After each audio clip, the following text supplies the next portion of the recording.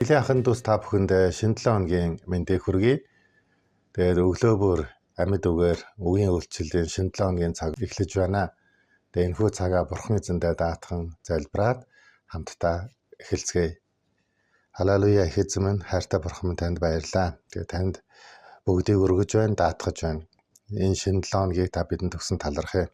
Энэ шинэ 7 хоногийн туршид өглөө бүр таны үгээр амьдарч, таны үгээр амьдралынхаа замналыг эхлүүлж байхад нь тас бидэнд тусалж өгөөрэй эзэн. Тэгээд бас суралцахад мань туслаарай. Тэгээд таны чиглүүлэг ирэх болтугай.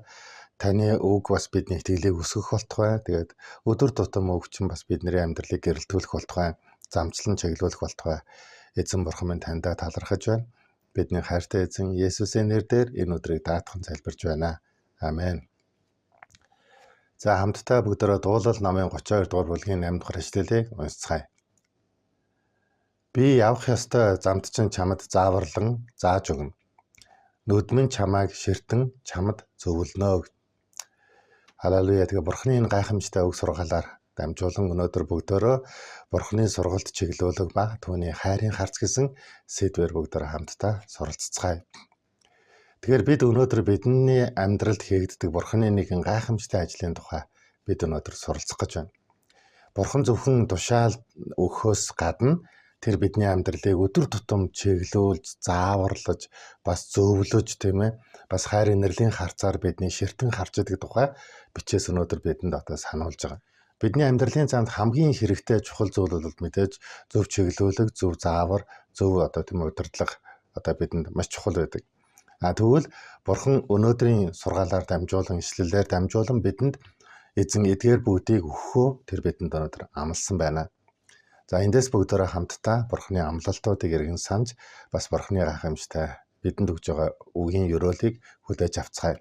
За нэгт нь Бурхан биднийг сургана гэж тийм ээ одоо амласан байгаа.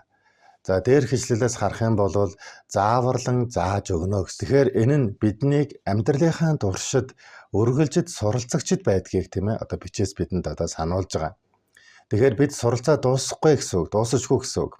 Энэ дэлхий дээр нэг ч хүн Библийг судлаад суралцаад тийм ээ дуусаагүй бөгөөд Библийн боловсрал гэдэг бол бидний насан туршийн итгэлийн амьдралын боловсрал байгаа. Тэгэхээр үүнийг бид нар өнөөдөр насан туршдаа бид нар суралцж яадаг гэсэн үг. Үүнийг одоо хинээс сурах вэ гэдэг нь мэдээж хамгийн чухал. Харин гайхамшигтай мэдээнд Бурхан бидэнд өөрөө үүнийг зааж чиглүүлж тийм ээ зааварлан өгдөгийг бас бичээс бидэнд хэлж байгаа. Мөн эзэн Есүс Христ ариун сүнсний ирэлтийн тухай ярихдаа би явсны дараа миний ардаас нэгэн туслагч болох ариун сүнс та нар дээр ирнэ гэж эзэн тодорхойлсон. Тэр туслагч ирэхдээ та нарыг бүхэн үнэн рүү чиглүүлж та нарыг удирдан жолоодох болно гэж. Тэгээ миний заасныг та нарт заана. Минийхээс та нарт хуваалцах болно гэдгийг маш тодорхой тийм ээ хэлсэн байд.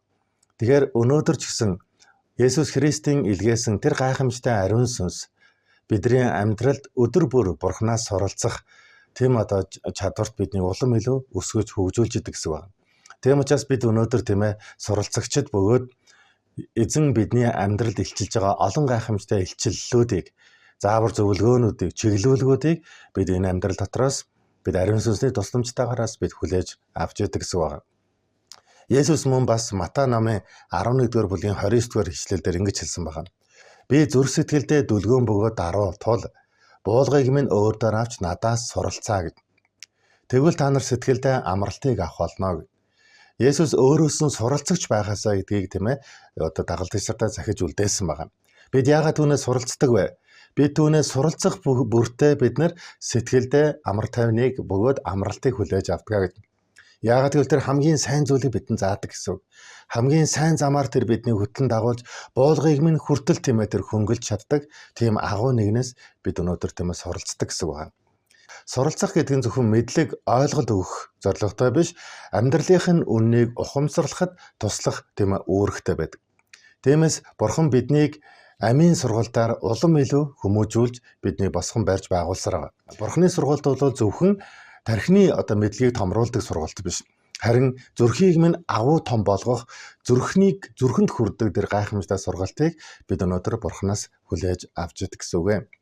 Тэр бидний амьдрал тохиолж байгаа сайн зүйлс ч гэсэн тэр биднийг сургаж суралцуулсаар байдаг бол саар бүхнийг ялан дийлэх гэхэд бас биднийг суралцуулж энэ бүгдийг бас бидний амьдралд сургамж болгон тийм ээ үлдээхээр тийм бас бурхан өөрийнхөө гайхамшигтай ажлыг хийсээр байдаг байгаа. За хоёрт нь болохоор тэр биднийг явах ёстой замд минь чиглүүлнэ гэж амласан байна. Тэгэхээр бид зөвхөн түүнээс суралцахаас гадна өдөр тутам бидний явж байгаа замд минь бурхан биднийг чиглүүлнэ гэдгийг эзэн тодорхой хэлсэн байна. Бидний ирээдүйн үнэндээ бол тодорхойгүй мэт санагддаг.